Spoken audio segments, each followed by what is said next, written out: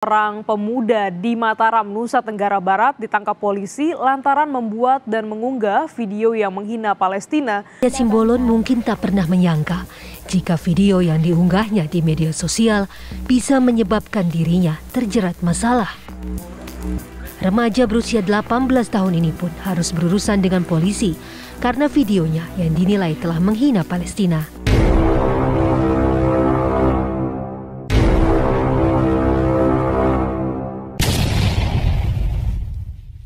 Video berikut.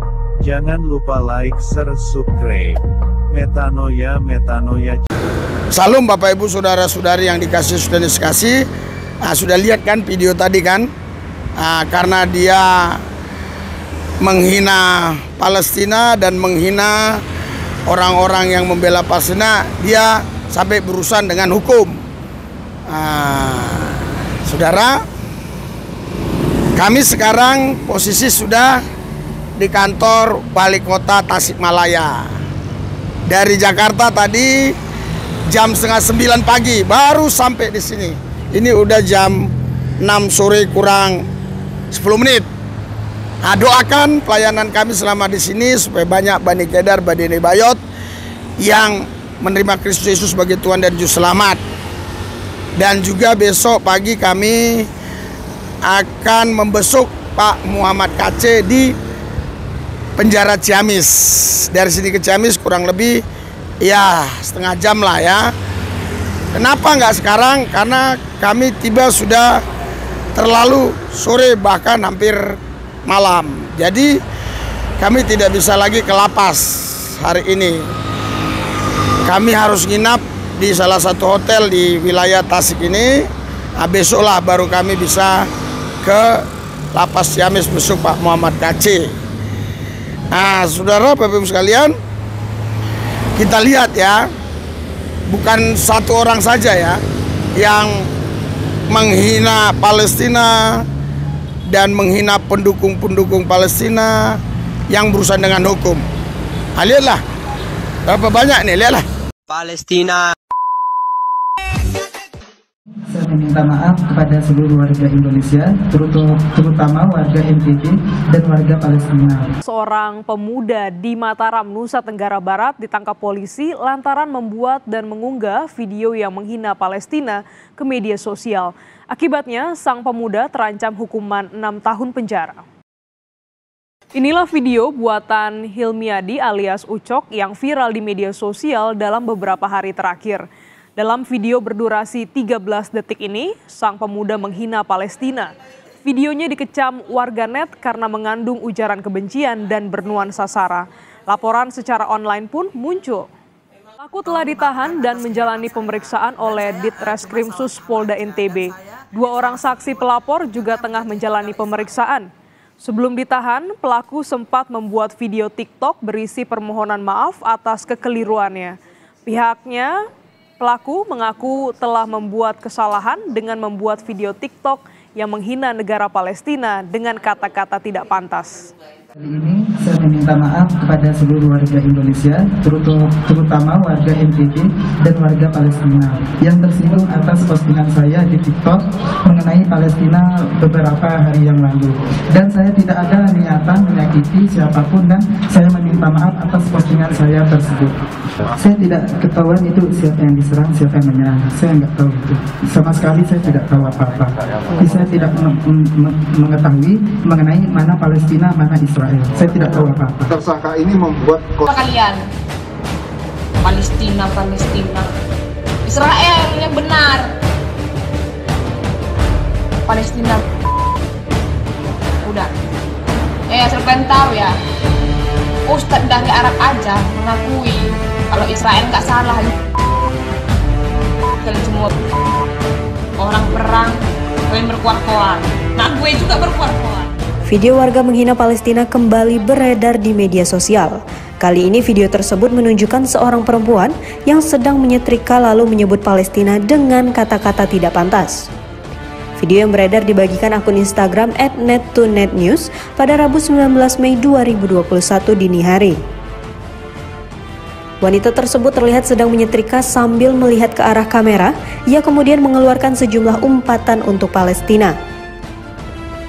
Sontak video itu mendapatkan beragam komentar dari warganet.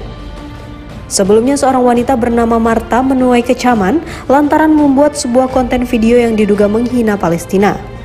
Ia dinilai mengungkapkan kata-kata yang tidak pantas terhadap warga Palestina yang diketahui diserang oleh tentara Israel baru-baru ini. Video Marta lewat akun TikTok miliknya itu dibagikan ulang oleh jejaring Instagram @matarakyat_sumbar pada Sabtu 15 Mei 2021. Atas pernyataannya itu, Marta lantas memberikan klarifikasi dan meminta maaf atas kesalahannya yang menyinggung soal Palestina.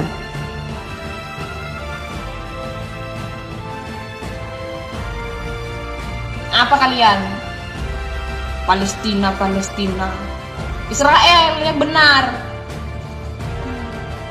Palestina udah. Asal kalian tahu ya, Ustadz dari Arab aja mengakui kalau Israel nggak salah. Kalian semua orang perang, kalian berkuar-kuar. Nah, gue juga berkuar-kuar. Pelajar sekolah menengah atas yang mengunggah video yang dinilai berisi hinaan terhadap Palestina meminta maaf atas perbuatannya. Gadis yang masih berusia 18 tahun itu dikenakan sanksi dari pihak sekolah. Palestina, mari kita. Martaria Simbolon mungkin tak pernah menyangka jika video yang diunggahnya di media sosial bisa menyebabkan dirinya terjerat masalah. Remaja berusia 18 tahun ini pun harus berurusan dengan polisi karena videonya yang dinilai telah menghina Palestina.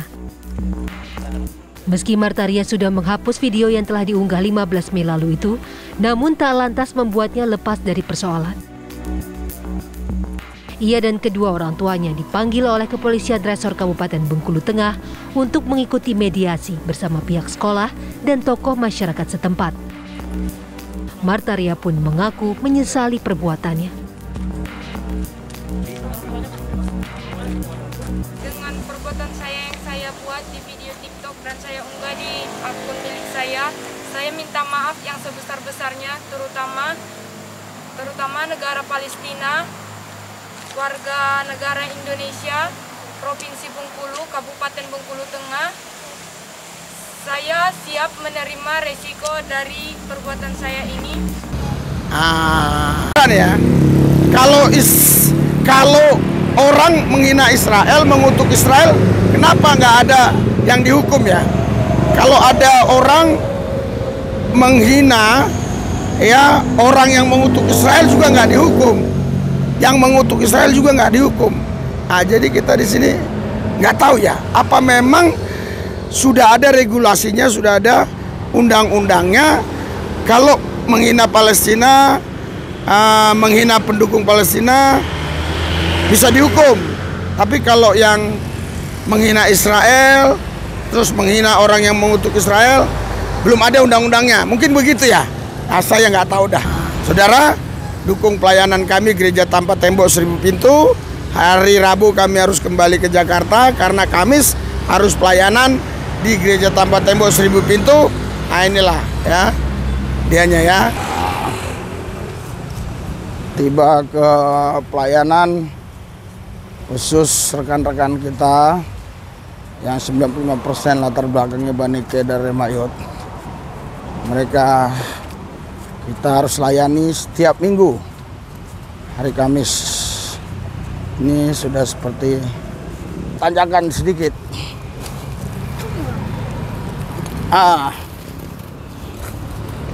Oke. Jadi saudara kan banyak ya saudara-saudari kita ini ya, yang dari seberang gitu, selalu mengatakan begini, mana Yesus mengatakan sembahlah aku. Ya, kenapa kalian sembah Yesus? Justru yang mengatakan sembahlah aku itu iblis. Iblis minta sembah, haleluya. Jadi kalau ada orang datang minta sembah itu iblis. Ya. Jadi jangan mau saudara menyembah karena hanya iblis yang minta disembah. Iya. Ya, saudara, kita lihat lagi ya. Kalau kita baca di dalam Markus ya. Markus pasal yang kelima, ya saya akan baca ya. Nah, ini waktu Yesus ngusir roh jahat di orang Gerasa ya. Nah, lalu sampailah mereka di seberang danau, di daerah orang Gerasa. Baru saja Yesus turun dari perahu, datanglah seorang yang kerasukan roh jahat dari perkuburan menemui dia. Orang itu diam di sana dan tidak ada seorang pun lagi yang sanggup mengikatnya. Jadi sudah berkali-kali dirantai lepas ya. Ya. Sekalipun dengan rantai ya. Karena sudah sering ia dibelenggu dan dirantai, tetapi rantainya diputuskannya dan belenggunya dimusnahkannya, sehingga tidak ada seorang pun yang cukup kuat untuk menjinakkannya. Siang malam ia berkeliaran di perkuburan dan di bukit-bukit sambil berteriak-teriak dan memukuli dirinya dengan batu. Ketika ia melihat Yesus dari jauh, berlarilah ia mendapatkannya, lalu menyembahnya dan berkata dengan keras, ia teriak, "Apa urusanmu dengan aku, Yesus? Jangan siksa aku, Anak Allah yang Maha Tinggi." Haleluya. Haleluya. Haleluya. Yesus tidak pernah minta disembah. Ya. Dia tidak minta manusia sembah dia. Dia tidak minta iblis sembah dia. Tapi iblis sembah dia, saudara. Haleluya. Karena iblis kenal dia. Kalau kita manusia tidak kenal Tuhan, ya, berarti iblis lebih hebat. Dia kenal Tuhan. Haleluya.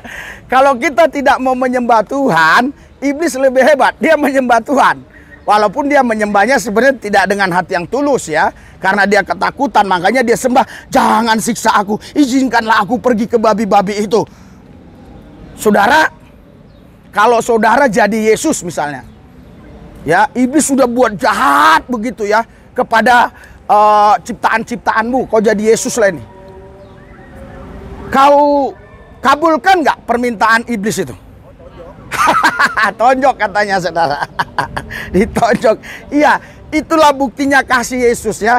Kebaikan Tuhan. Dia konsisten, dia konsekuen. Dengan apa? Dengan firman-Nya. Makanya dia katakan bukan aku lagi nanti yang menghakimi. Firman-Ku. Dengan kata lain, aku sendiri yang adalah Tuhan Allah. Aku sendiri yang berfirman. Aku tidak mau melanggar firman-Ku. Walaupun sebenarnya itu ucapan-Ku. Yang sebenarnya aku bisa saja berbuat apa saja. Tapi aku tidak melanggar firman-Mu. Karena aku tahu bahwa aku harus konsisten, konsekuen. Aku harus menjadi contoh bagi setiap manusia. Berikan sorak-sorai buat Tuhan. Haleluya. Haleluya. Iya, karena Alkitab jelas katakan ya, waktunya belum tiba. Jadi nanti setelah kiamat barulah iblis itu dicampakkan ke api neraka. Kita bisa baca itu di Wahyu ya. Kita bagi ya.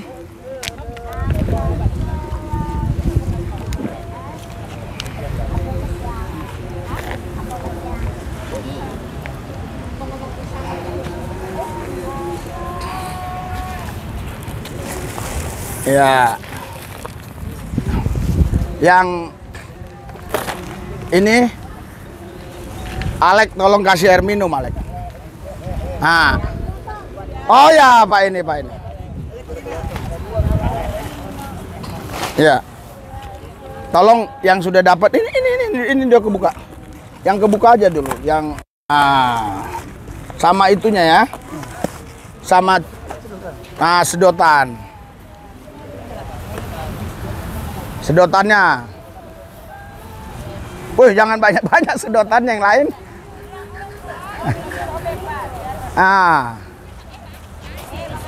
Itu jangan sedotannya dikasih semua. Iya. Haleluya.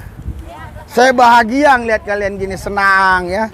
Sukacita saya bisa berbagi kepada teman-teman yang sudah percaya Tuhan. Gereja Tanpa Tembok 1000 Pintu, mereka ini dulunya Bani Kedar Nebayot. 95% mereka meninggalkan apa yang mereka yakini dulu dan sekarang sudah ikut Yesus. Dan setiap Kamis jam 2 sore kami pelayanan di sini. Dan setelah kami layani, kami kasih makan. Jadi 25.000 ya jatah per orang untuk makan, tapi bukan dikasih uang, dikasih makanan. Dulu kami beli makanan itu di warung Padang, tapi mereka protes katanya kok dikit kali nasinya, dikit kali rendangnya, dikit kali ikannya. Akhirnya saya dapat hikmah dari Tuhan, saya katakan kepada tim Metanoia, apakah kalian gak bisa masak? Mereka bilang kami bisa masak. Oh kalau gitu masak sendiri dengan dana yang sama, oke. Ternyata saudara ketika kita masak sendiri dengan biaya yang sama tadi, wah luar biasa ya. Luar biasa saudara, mereka senang sekali karena nasinya itu bisa 4 kali banyaknya dari warung Padang. Rendangnya juga besarnya lebih besar 2 kali lipat, 3 kali lipat dari warung Padang. Kalau ikan juga demikian. Jadi doakanlah pelayanan ini, karena ini pelayanan sudah 5 tahun. Sudah kurang lebih 1.000 orang lah yang percaya Yesus lewat pelayanan ini. Tetapi seringkali mereka setelah percaya Yesus, mereka dapat mujizat, dapat pekerjaan di Celingsi, di Karawang, di mana-mana. Tapi tambah lagi jiwa-jiwa baru. Jadi setiap hari ada jiwa baru. Ya, saya berdoa buat semua kalian yang sudah mendukung pelayanan ini, Tuhan memberkati kalian berlipat kali ganda. Nggak mungkin kalian menjadi miskin. Ya, karena memberi nggak mungkin jadi miskin. Saya berdoa Tuhan Yesus berkati semua mereka yang sudah mendukung pelayanan ini, supaya apa yang dibuat tangan mereka berhasil. Begitu juga pelayanan kami selama di sini, Tuhan berkati. Terima kasih Tuhan, dalam nama Yesus kami berdoa mengucap syukur. Haleluya, amin.